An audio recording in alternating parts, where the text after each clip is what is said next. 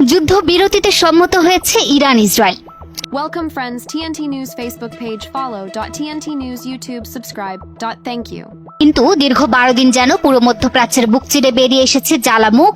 একদিকে ইসরায়েলের যুদ্ধবিমান, অন্যদিকে ইরানের ক্ষেপণাস্ত্রের গর্জন। তবে যুদ্ধবিরতির খবর আসলেও ইরানের হৃদয়ে রক্ত যেন তখনও ফুটছিল প্রতিশোধের আগুনে। তাই তো ইসরায়েলের দিকে লক্ষ্য করে ক্ষেপণাস্ত্র ছুটে এলো একের পর এক, যেন তারা রক্তে লেখা প্রতিশোধের চিঠি। এই প্রতিশোধ ছিল বুকের রক্তে লেখা চিঠির মতো। এক একটা ক্ষেপণাস্ত্র ছিল যেন এক একটি করুণ আর্তনাদ, যাদের কণ্ঠরোধ করেছিল আগের হামলা। আর এভাবেই যুদ্ধবিরতির আগেই ইরান শেষ কোপটা দিয়েই নিল ইসরায়েলের বুকে। বিষের উপর বিষ খেলে বিষে বিষ মরে, এই প্রবাদের মতোই যেন ইরান ইসরায়েলকে শিখিয়ে দিল প্রতিশোধের প্রকৃত মানে। যুদ্ধবিরতিতে সম্মত হয়েছে দুই পক্ষ, ইরান এবং ইসরায়েল। কাগজে কলমে যুদ্ধ থেমেছে, কিন্তু রক্তে ঘামে গাঁথা প্রতিশোধ কি থামে এত সহজে? যুদ্ধবিরতির আগে যেন বুকের রক্তে লেখা প্রতিশোধের শেষ চিঠি ছুড়ে দিল ইরান। 24 তারিখ সকালে একটার পর একটা ক্ষেপণাস্ত্র ছুটে গেল ইসরায়েলের দিকে। প্রতিটি ক্ষেপণাস্ত্র যেন বলছিল, আমার হৃদয়ে জমে থাকা রক্ত আজ আগুন হয়ে ঝরে পড়ছে তোমার আকাশে। ইরান থামল ঠিক তখনই যখন সেই শেষ আঘাত ইসরায়েলের হৃদয়ে গেঁথে দিতে পারল। প্রবাদ আছে, শেষ কোপে সব পত্তন। ইরান যেন সেটাই করে দেখালো। এর আগে যুক্তরাষ্ট্র হামলা চালায় ইরানের 3টি গোপন পারমাণবিক স্থাপনায়, আর ঠিক তারপরই ইরান যেন জেগে ওঠে এক দানবের মতো। কাতারের আল উদাইদ মার্কিন বিমান ঘাঁটিতে ছোড়া হয় একাধিক ক্ষেপণাস্ত্র। ইরাকের মার্কিন ঘাঁটিও রেহাই পায়নি।